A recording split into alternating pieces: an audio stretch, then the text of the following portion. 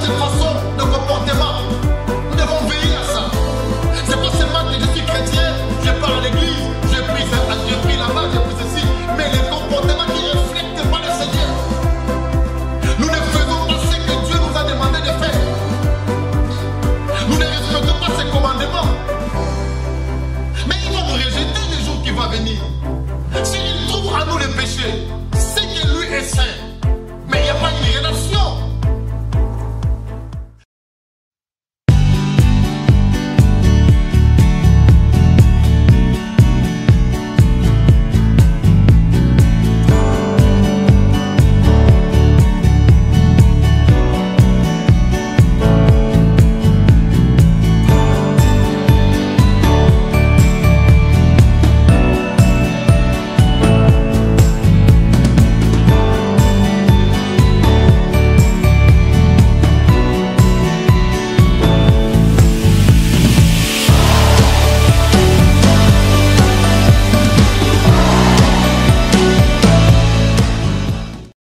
Je vais parler un thème que nous allons aborder avec vous peut-être 2 ou 3 dimanches ou 4 dimanches, si Dieu va nous accorder encore sa faveur. Parce que c'est important, nous devons aussi parler surtout de ça. Parce que c'est ce qui est vraiment important dans la vie de ceux qui ont réussi, ceux qui suivent le Seigneur Jésus. Le thème que j'aimerais parler, c'est l'eschatologie chrétienne. Eschatologie chrétienne.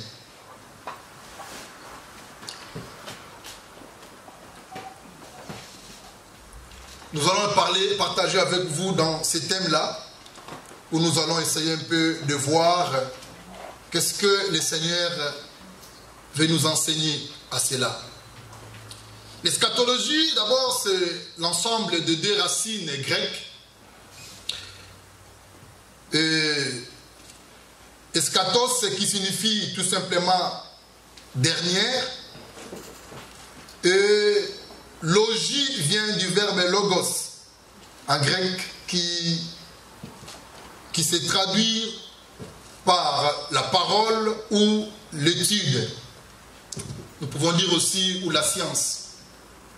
Logos ou bien logie. Quand vous entendez que nous parlons des fois de la théologie, théos vient du grec ancien qui signifie tout simplement divinité ou divin. Donc logie là qui prend la science ou l'étude, c'est-à-dire l'étude de Dieu quand nous parlons de la théologie. Quand nous parlons de la démonologie, l'étude ou bien l'étude ou la science des démons. Et l'eschatologie chrétienne, nous voulons tout simplement parler sur l'étude de l'événement du temps de la fin. C'est là tout simplement dit comme ça, eschatologie. Ça prend l'étude des événements du temps de la fin. Là, nous allons parler aussi de la résurrection et du jugement dernier. Tout cela est dans l'eschatologie. C'est important que nous devons à chaque fois aussi que nous parlons de cela pour que nous puissions avoir la connaissance là où nous irons. Parce que la Bible nous parle que notre cité permanente n'est pas ici sur la terre. Je pense que Hébreux chapitre 13 verset 14, c'est là où le livre des Hébreux, il nous exhorte déjà à comprendre que nous ne serons pas éternellement ici sur la terre. Ce n'est pas notre cité ici. Comme ici sur la terre, ce n'est pas notre cité, nous devons chercher maintenant à comprendre, à connaître où se trouve notre cité. Où nous allons passer notre éternité. C'est ce qui est important, afin de préparer notre vie sur la terre. Alléluia. Alléluia. C'est vraiment important. Parce que des fois nous oublions de parler de ces choses, de la fin du temps. Ce sont des choses où nous devons avoir la maîtrise de cela. Quand nous voyons des choses qui commencent à des choses que nous sommes en train de vivre aujourd'hui. Nous sommes spirituels, nous les croyants, les chrétiens, nous devons discerner directement le temps pour comprendre que nous sommes réellement dans le temps de la fin. Mais comment nous devons se comporter? Comment nous devons vraiment se préparer? Vous voyez? Parce que, comme je disais, nous allons parler du temps de la fin, nous allons parler de la résurrection et du jugement dernier. Mais je vais prendre avec vous dans l'évangile selon Luc. Les textes de base, ça va. L'évangile selon Luc, verset 24, pardon, Matthieu 24, 36 à 44. Mais les textes de base que nous allons développer avec vous, vraiment, texte de base, c'est 1 Thessaloniciens 4, verset 13 à 18. J'espère que tout le monde, nous avons nos Bibles. Pour ceux qui ont des petits carnets ou cahiers, écrivez, c'est important.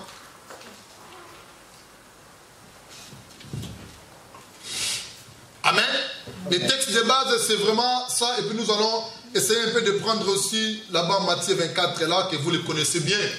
Mais prenons d'abord 1 Thessaloniciens, chapitre 4, verset 13 à 14, à 18, jusqu'à 18. Il dit ceci. Paul qui dit aux Thessaloniciens, il dit que nous ne voulons pas, frères et sœurs, que vous soyez dans l'ignorance au sujet de ceux qui dorment ou ceux qui sont décédés. Certaines versions qui disent comme ça, français courant peut-être. Afin que vous ne vous affligez pas comme les autres qui n'ont point de l'espérance. Amen. Amen. Est-ce que nous sommes là? C'est vraiment une introduction, nous devons être très attentifs à cela. C'est très important. Il dit que nous ne voulons pas, frères et sœurs, que vous soyez dans l'ignorance. Nous ne voulons pas. L'apôtre déjà, il voulait déjà s'opposer à l'ignorance. C'est-à-dire que l'église dans les Thessaloniciens, ils n'ont pas compris réellement le message de Paul. Et lorsque quelqu'un est ignorant, c'est difficile à cette personne parce qu'il ne connaît pas réellement la chose exactement. L'ignorance, c'est quelque chose qui n'est pas bon à tout enfant de Dieu. C'est pourquoi la connaissance est très importante. Que nous devons avoir cette connaissance pour que nous puissions amener notre vie dans l'intégrité et de marcher avec le Seigneur pour arriver dans notre destin. Et la Bible parle ici que je ne veux pas que vous soyez dans l'ignorance, frères et sœurs, au sujet de ceux qui dorment, afin que vous ne vous affligez pas comme les autres qui n'ont point de l'espérance. Donc là déjà, on peut comprendre bien, on parle de la mort. Je voudrais d'abord commencer un petit peu sur la résurrection. Là, apôtre Paul, il voulait enseigner au sujet de la mort. Mais peut-être que son enseignement, le peuple de Dieu n'a pas vraiment saisi son enseignement. C'est pourquoi il va revenir encore pour dire que nous ne voulons pas que vous soyez dans l'ignorance. Est-ce qu'il y avait quelqu'un qui a perdu son frère ou sœur? Ma fille, tu peux suivre le truc, même si tu es debout, hein, si tu sens un peu fatigué. Hein, tu peux aller derrière, tu peux suivre derrière, rester debout, pas de problème. Donc, nous ne savons pas s'il y avait dans la communauté quelqu'un qui était décédé, ou bien dans leur famille, mais on parle de l'église. Peut-être dans la communauté avec quelqu'un qui était décédé, mais maintenant, le peuple de Dieu était tellement affligé des soucis, des inquiétudes qui a rempli peut-être la vie de l'église. Ou parce qu'il n'avait pas saisi l'enseignement de Paul. Quand un chrétien meurt, qu'est-ce qu'il arrive après? C'est ça, Paul maintenant est retourné pour dire, il dit que nous ne voulons pas que vous soyez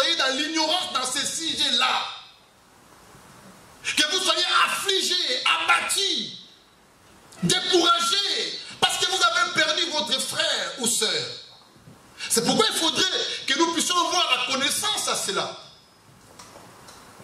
Lorsque nous avons la connaissance de ça, même si que nous avons perdu quelqu'un, ou moi-même je meurs, vous, tant que l'Église, vous serez dans la joie.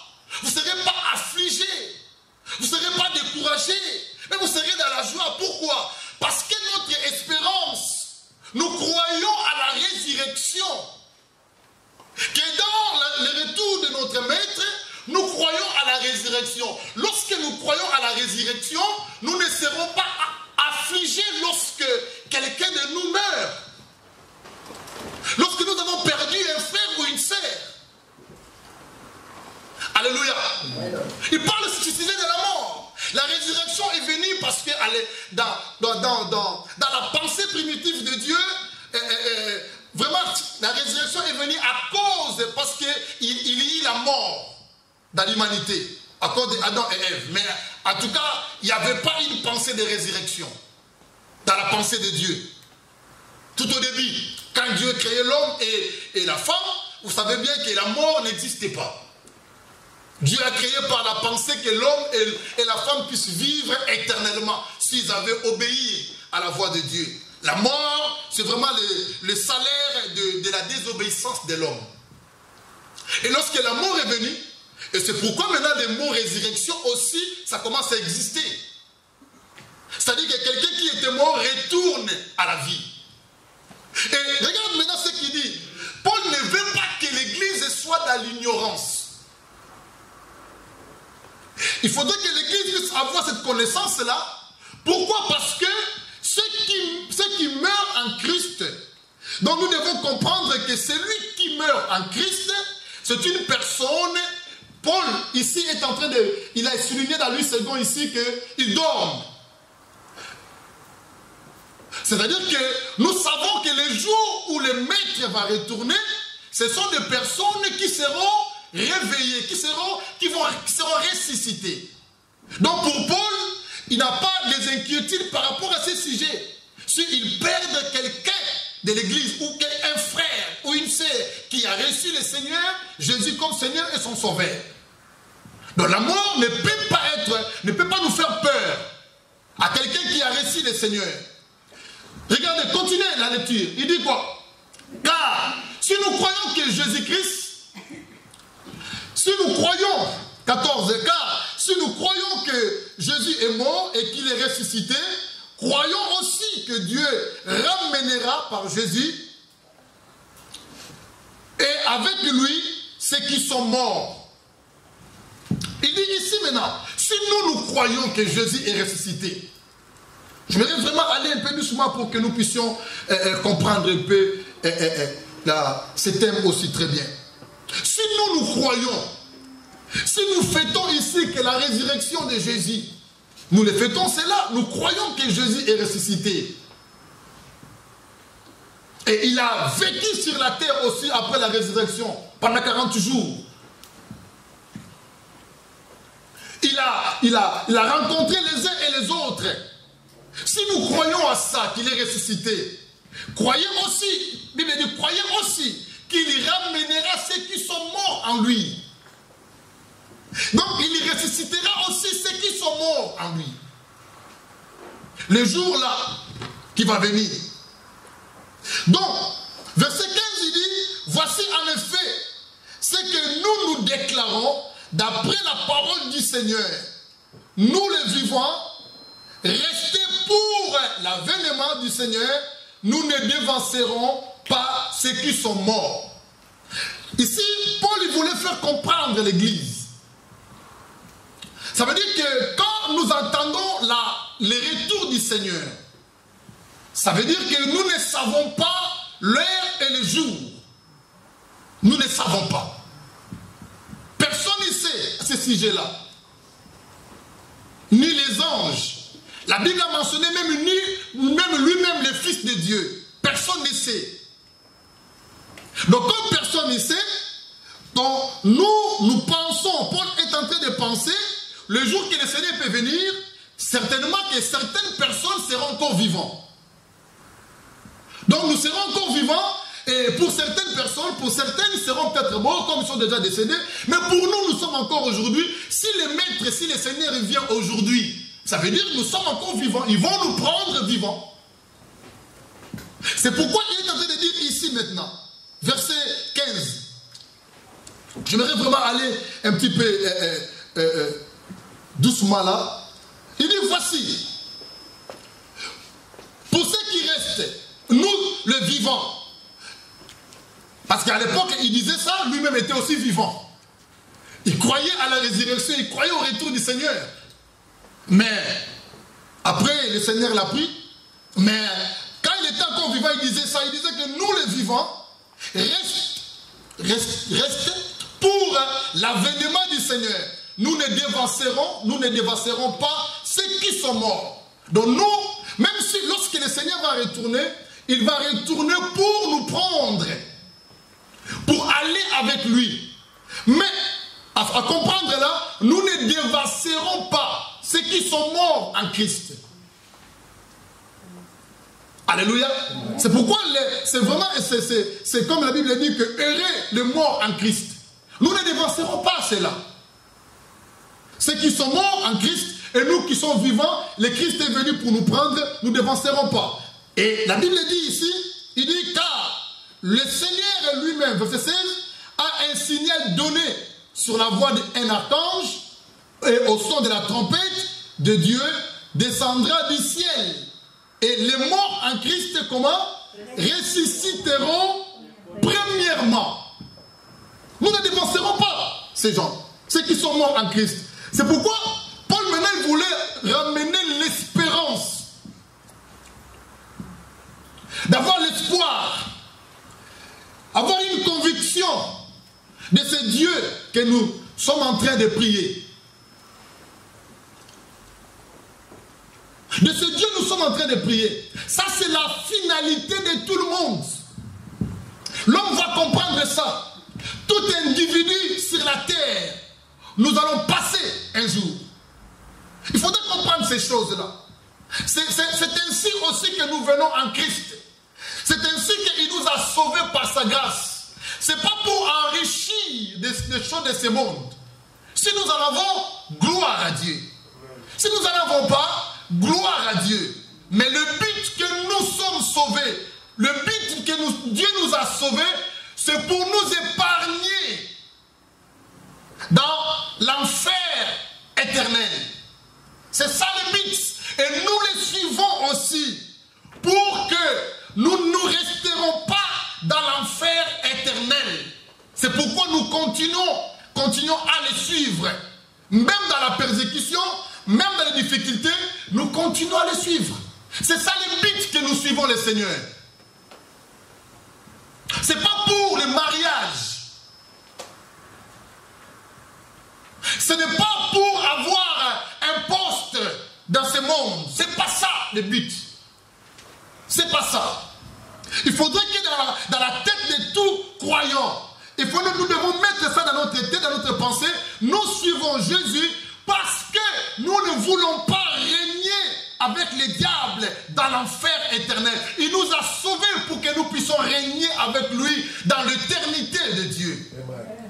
Comme était sa pensée principale lorsqu'il a créé Adam et Ève. La mort n'existait pas. Il voulait vivre avec l'homme, éternité à l'éternité. La désobéissance a amené la mort, et après la mort là, il a envoyé son fils pour nous sauver.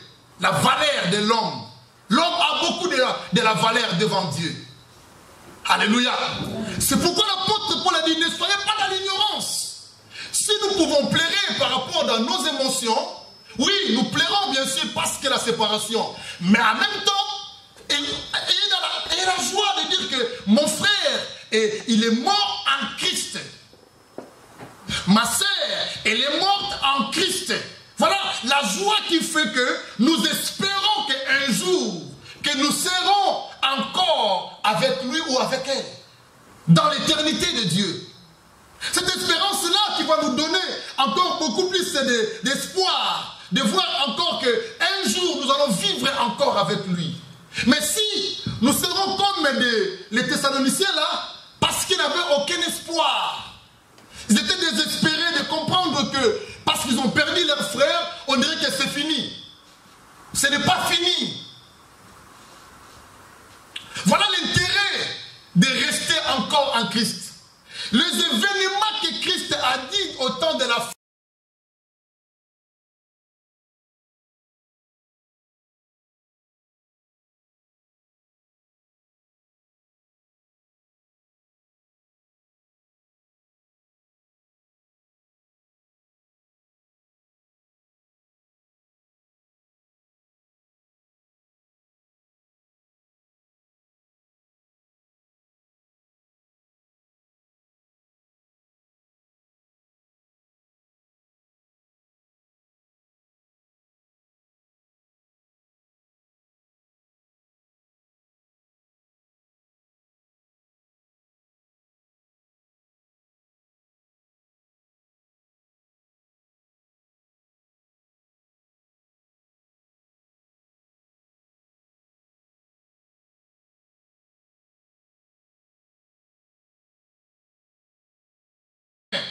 ça viendra et nous commençons déjà à voir.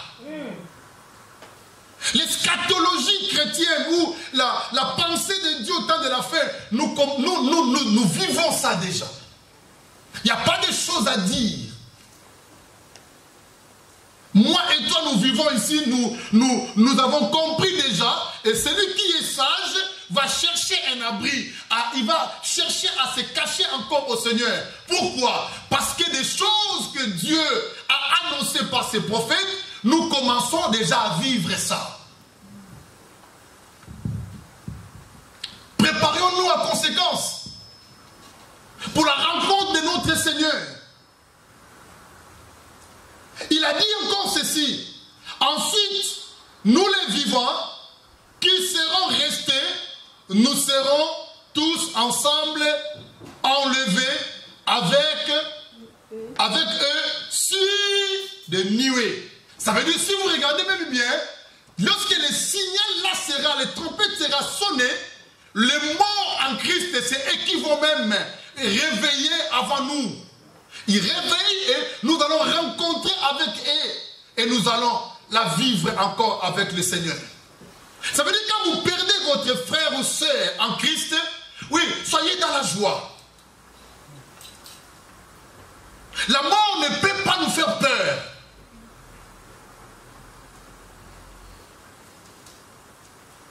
Amen. L'Église ne prêche pas ça souvent. Mais nous devons prêcher, nous devons parler de cela. La mort, c'est un passage. L'homme qui a voulu, qui a fait entrer la mort sur la terre, mais pour nous les croyants, les chrétiens, c'est un passage tout simplement. Si je suis parti en Christ, et je meurs en Christ, je suis dans la joie. Je sais que je me réjouissais un jour avec lui. Il ne faut pas avoir peur. Parce qu'il y a des fois, lorsque nous voyons que la mort est en train de venir vers nous, des fois nous commençons à céder. Nous abandonnons les seigneurs. Alléluia. Là, nous parlerons ça aussi. L'apostasie, nous allons aussi parler ça dans ces thèmes-là. L'abandon de la foi. L'abandon de Dieu. Lorsque vous voyez qu'on dirait que vous voulez mourir, vous voulez régner votre Seigneur. C'est ça qui s'est passé avec Pierre. Parce qu'il a eu seulement peur de la mort. La manière que son maître était tabassé. La manière que les soldats romains ont tapé leur maître et dit, hey, toi aussi tu étais avec lui. Oh non, non, non, je ne les connais même pas, monsieur. En fait, il avait eu seulement peur de la mort. Il a oublié que lui-même aussi, il est mourant. Même si tu n'étais pas mort à cet instant-là, mais sache que demain ou après-demain, tu mourras. Vous comprenez cela? Il a eu seulement la chance parce que Jésus l'a récupéré encore. Mais si Dieu n'a pas récupéré encore Pierre, parce qu'il a nié complètement le Seigneur, les chrétiens ne peuvent pas avoir peur de la mort. Mieux vaut pour nous mourir avec rien, mais avec Christ en toi. Allô? Amen. Pour nous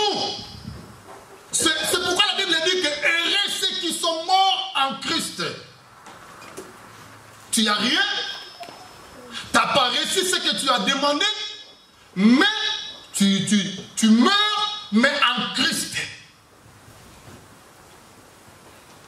C'est une joie. Tu vas retrouver cette joie-là un jour. Amen. Paul a continué à dire ici.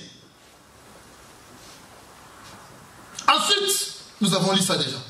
Le mieux est à la rencontre du Seigneur, la suite des 17. À la rencontre du Seigneur dans les airs, et ainsi nous serons toujours avec comment? Avec le Seigneur. Et ceux qui sont morts avant nous, et ceux qui sont restés à l'événement du Seigneur, il dit nous serons tous avec lui, avec le Seigneur. Avec le Seigneur. Et la Bible dit, consolez-vous donc les uns et les autres par ces paroles. Voilà les paroles que nous devons à chaque fois à parler dans nos églises.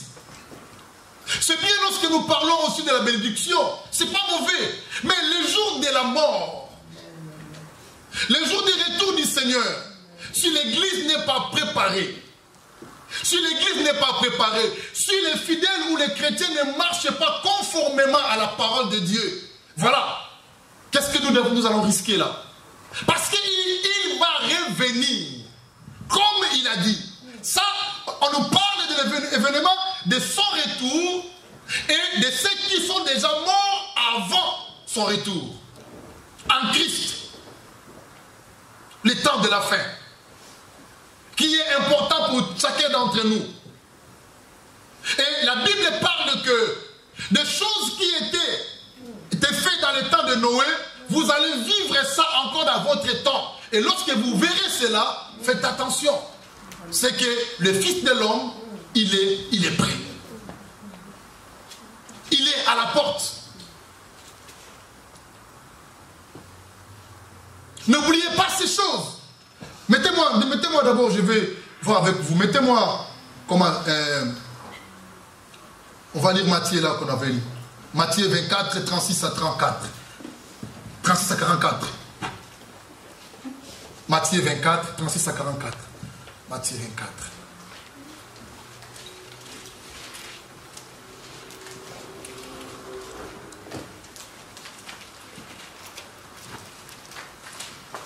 Matthieu 24, 36 à 44.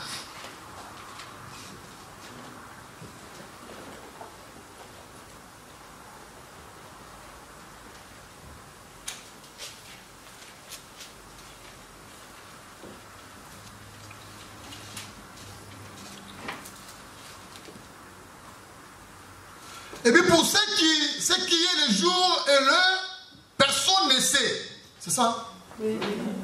Personne ne sait, ni les anges des cieux, ni le Fils, mais le Père seul.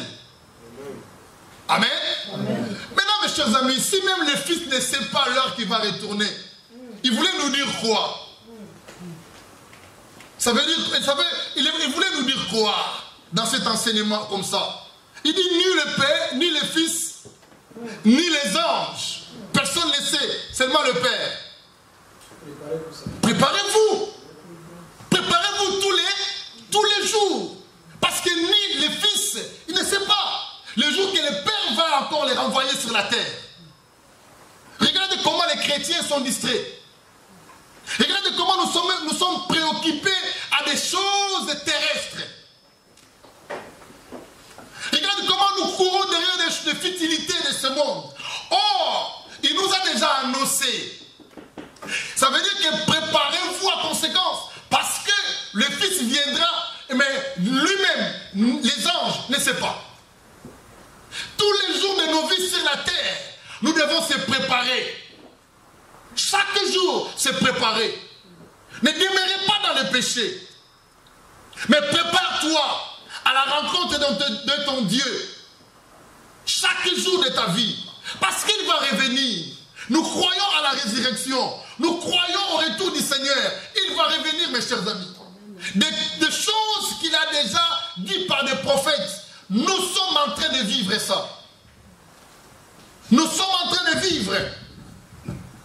Vous allez encore vivre encore de pire. Ça va venir encore.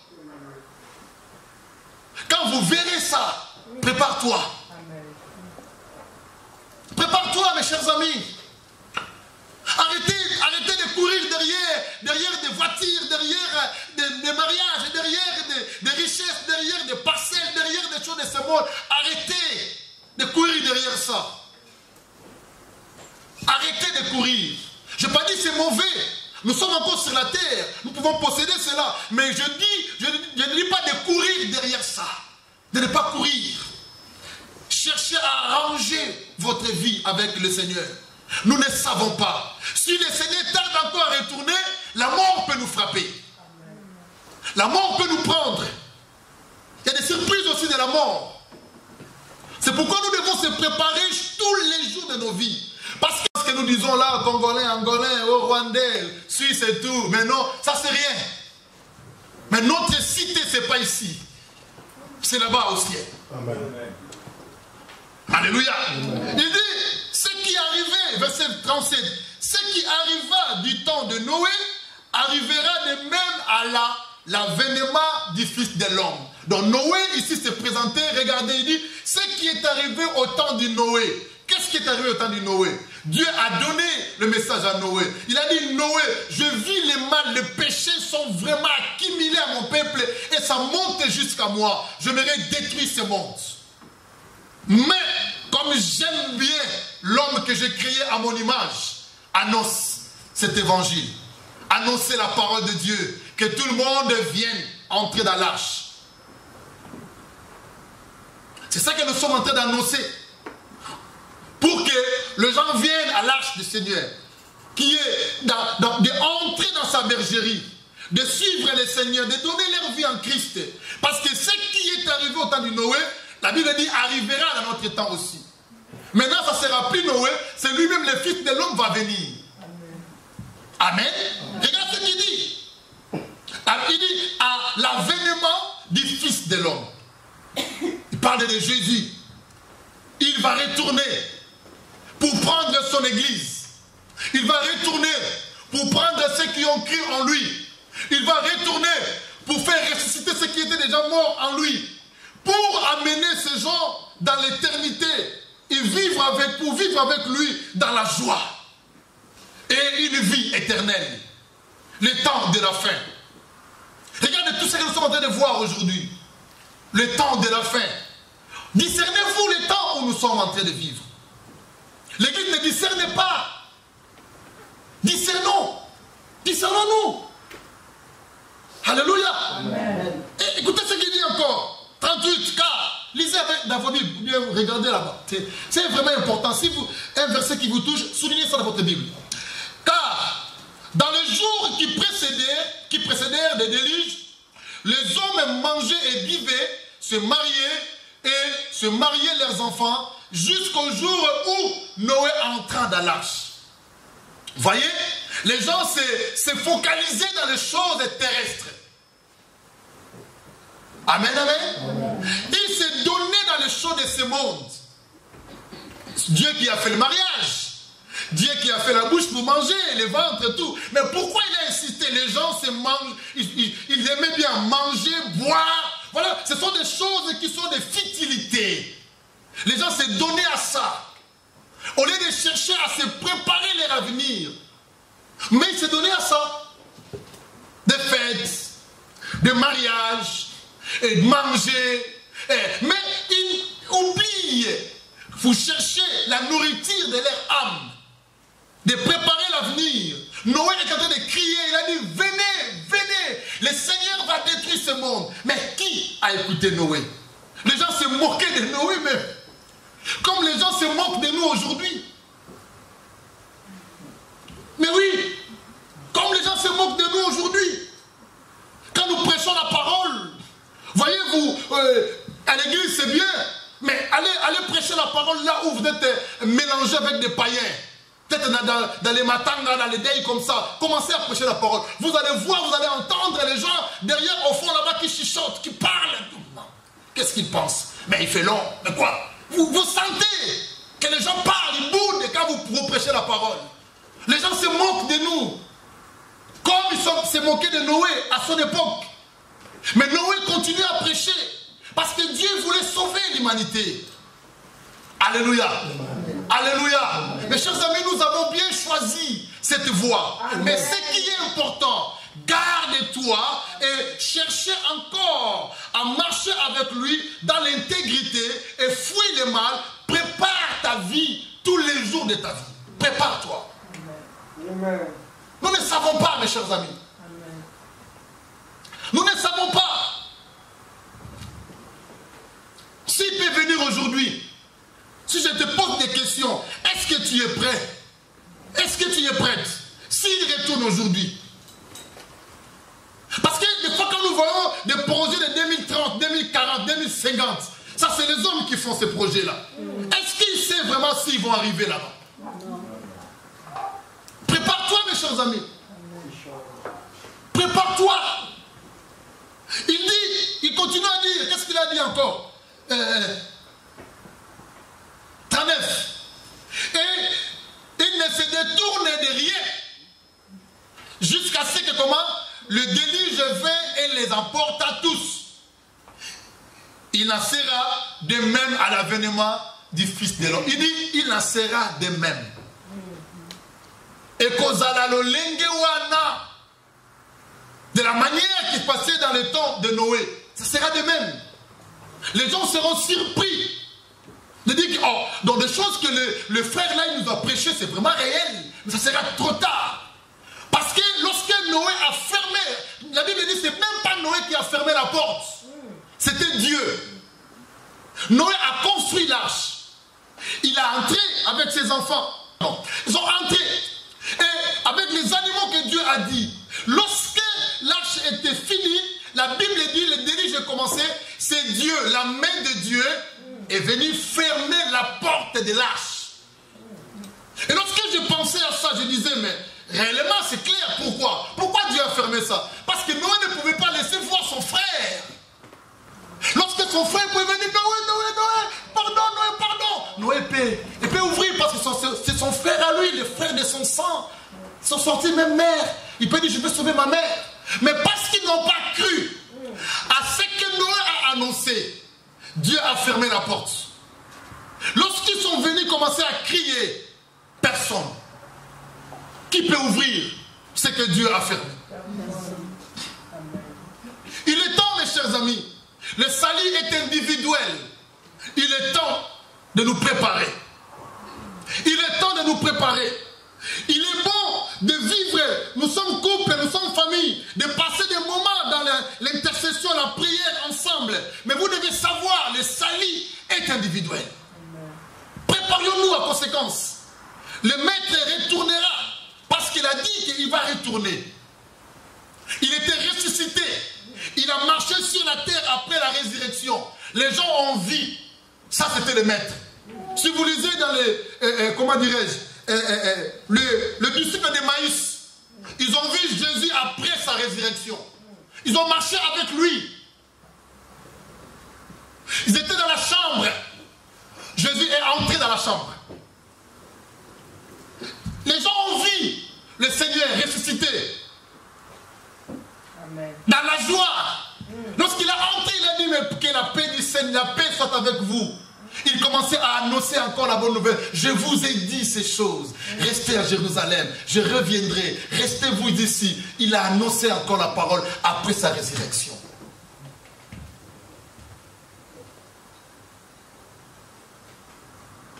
Lorsqu'ils sont partis, vous savez, il y a des gens dans l'église qui ne manquent pas de... Les gens, on l'appelle... Je ne sais pas comment je peux l'appeler ces gens-là. Les gens sont distraits dans l'église. Lorsque les autres sont dans la réunion et ils sont loin. Lorsque le maître a dit de rester là, et ils n'obéissent pas. Vous savez c'est qui? C'était Thomas. Thomas n'était pas là. Les disciples, il n'était pas là. Quand ils sont retournés, il dit, mais non. Pierre a dit, mais oh Thomas. Pierre, Jacques et les autres, ils dit, mais le maître a ressuscité. Il est venu nous voir ici. Ah, Thomas dit, au lieu de demander pardon pour sa désobéissance, mais il a dit, non, moi si je ne vois pas, si je ne vois pas ses mains, ses côtes, je ne croirai jamais. Mais la faute était à lui. Parce que le maître dit, restez-vous ici, je reviendrai. Lui n'était pas là. Vous voyez? Donc le maître était ressuscité réellement. Parce qu'il est ressuscité, nous aussi nous devons croire à la résurrection des morts. Vous devez croire à ça. La Bible dit, parce que lui-même est ressuscité, nous devons croire aussi à la résurrection des morts. Mettez-moi, je vais finir par là, mettez-moi 1 Corinthiens 15, 49, 53. Ou bien écrivez ça.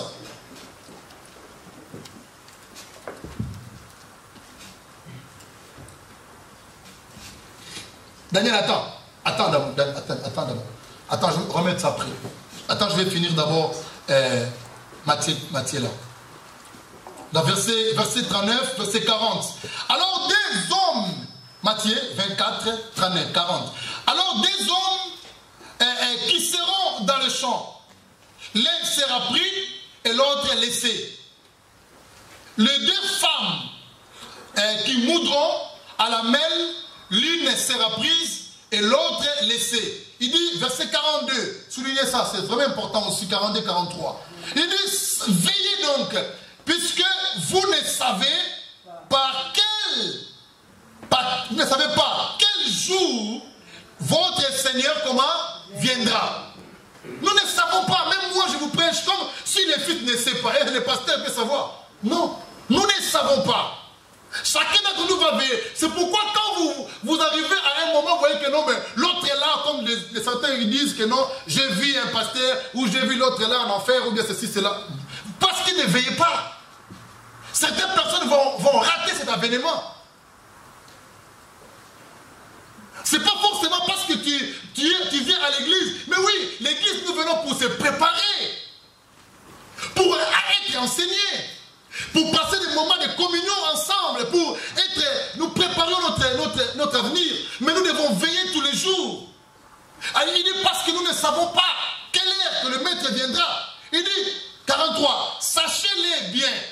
Si le maître de la maison savait à quelle heure de la nuit le voleur doit venir, il fera quoi? Il veillerait et il ne laisserait pas percer sa maison. Si le voleur vous a annoncé, nous allons venir percer votre maison vers minuit, si vous allez dormir. Vous allez veiller. Voilà comment le Seigneur est en train de parler dans sa parabole. Terre à terre comme ça pour que les fidèles, les gens comprennent la parole de Dieu. Si réellement lui aussi va venir comme ça, comme un voleur. Mais parce que comme il n'a pas annoncé le jour, ça veut dire que tous les jours de nos vies, nous devons veiller. Veiller dans notre marche, notre façon de comportement. Nous devons veiller à ça. C'est pas seulement que je suis chrétien, je pars à l'église, j'ai pris là-bas, j'ai pris ceci, mais les comportements qui ne reflètent pas le Seigneur. Nous ne faisons pas ce que Dieu nous a demandé de faire. Nous ne respectons pas ses commandements. Mais il va nous rejeter le jour qui va venir. S'il trouve en nous les péchés, c'est que lui est saint. Mais il n'y a pas une relation. Parce que le jour qui va venir, il faudrait qu'il voit les lampes être allumées en nous. L'image de parabole de 10 vierges. Ce qui a dirigé l'époux vers le Sainte Vierge, c'était la lumière. La lumière qui a tiré l'époux vers les épouses, que leur lampe était encore allumée. Le lampe allumée, ça peut être nos œuvres. Si nous avons gardé notre relation avec le Seigneur, que la lampe sera toujours allumée. Mais lorsque la relation va mal, lorsque le péché a pris la place dans nos vies, c'est ça que la lampe sera éteinte. La lampe sera éteinte. Et lorsque ça sera éteinte, vous savez que Dieu, quand il vient, l'époux quand il vient, il regarde là où il y a la lumière. Parce que lui-même est la lumière. Il dit, 44, il dit, c'est pourquoi vous aussi, tenez-vous comment? Tenez-vous prêts. C'est pourquoi l'église, tenez-vous prêts. Parce que ici sur la terre, nous avons que quelques années. Mais là-bas, éternité à l'éternité. Quelques années seulement ici nous allons passer. Mais il nous a réservé l'éternité de Dieu, où nous allons vivre pour toujours. La joie du chrétien, c'est ça. Moi, je ne prie pas pour avoir des maisons. Je ne prie pas pour ça. Parce que si j'ai regardé, si ce n'est pas Dieu qui m'a gardé aujourd'hui, je ne pouvais pas être devant vous pour prêcher la parole. Je pouvais être déjà enterré, mort et pourri, depuis très longtemps. Si je vis encore, je ne cherche pas des choses de ce monde. Si j'en ai, je bénis le Seigneur. Si je n'ai pas, je n'ai pas.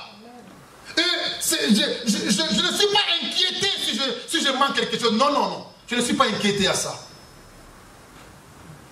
Et je ne suis pas aussi jaloux quand Dieu bénit quelqu'un. Non, non, non, non. Vous risquerez, si vous êtes jaloux quand Dieu bénit votre frère ou sœur, vous risquerez, mes chers amis, d'être vraiment emporté par le diable. La sémence va entrer, sémence diabolique va entrer. Les choses de ce monde passera, mes chers amis. Nous croyons au Seigneur, nous venons à lui parce que nous ne voulons pas vivre la mort éternelle. Il nous a sauvés pour vivre avec lui. Cherchez encore l'éternel, comme je vous ai dit le dimanche passé. Cherchez l'intimité avec Dieu. Le monde passera avec ses affaires.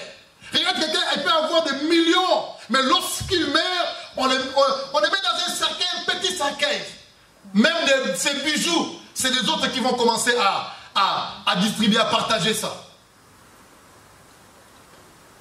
Même si vous mettez des voiles dans la personne qui meurt, comme ça devient comme le coutume maintenant. Mais s'il n'a pas Christ en lui, c'est rien.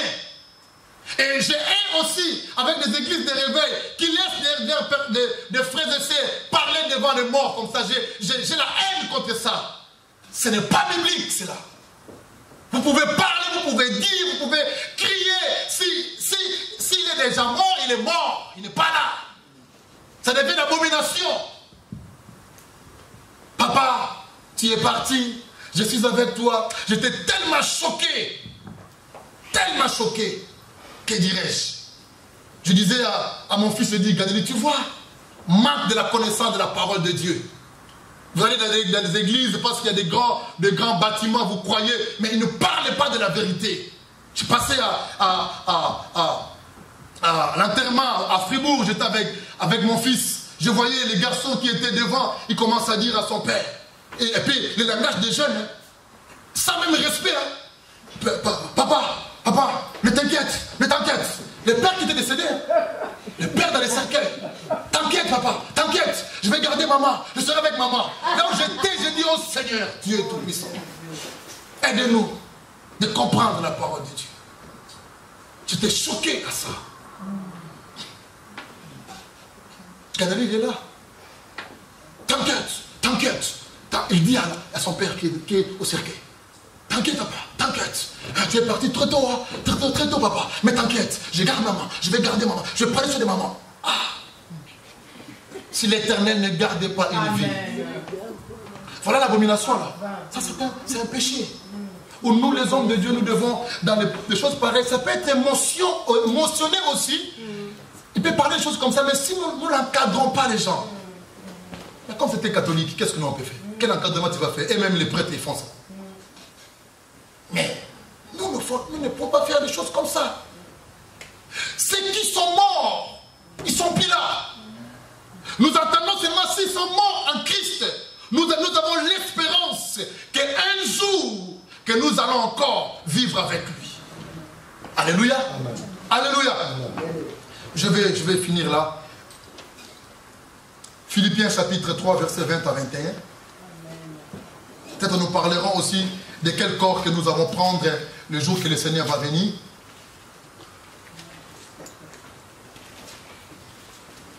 Dimanche prochain aussi on peut parler de ça. On va commencer par Philippiens là. Philippiens 3, 20 à 21. Nous allons lire aussi à Luc 21, peut-être 25 à 28 plus tard. Il dit, mais votre cité à nous est dans les cieux, d'où nous entendons aussi comme Sauveur et Seigneur Jésus-Christ. Ça c'est hébreu, hein? Qui transformera, c'est Philippiens, hein?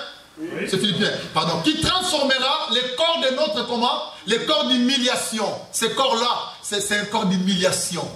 Il va transformer ça à un corps glorieux, à ses ressemblances à son propre corps. Il dit, les rendra semblables au corps de sa gloire. Donc, là, on va partager ça, on va commencer par ici, pour le dimanche prochain, si Dieu nous fait grâce. C'est-à-dire que l'enlèvement, quand ça va venir, nous n'allons pas monter avec ce corps-là. Alléluia. Amen. Non, non, non, non, non, non. Non. Alléluia. Amen. Non, on ne monte pas avec ça. Il parle, c'est qui 21, qui transformera les corps de notre humiliation, les corps du péché. Ce corps sans valeur, corps d'humiliation. Il va transformer ça à ça. C'est lui second qui a dit ça bien. Qui a lu second ici? Hein? C'est lui second ça? Non, français courant. Ou bien c'est mère. Excusez-moi, ça c'est lui second. Mais c'est presque pareil. Mais quand vous préparez les messages, des fois vous regardez un peu les versions différentes. Ça fait un peu, ça donne encore un peu beaucoup plus encore de... Tu as changé?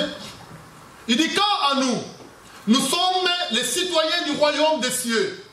De là, nous entendons ardemment la venue du Seigneur Jésus-Christ pour nous sauver. Car il transformera notre corps misérable encore. Ici encore il dit misérable.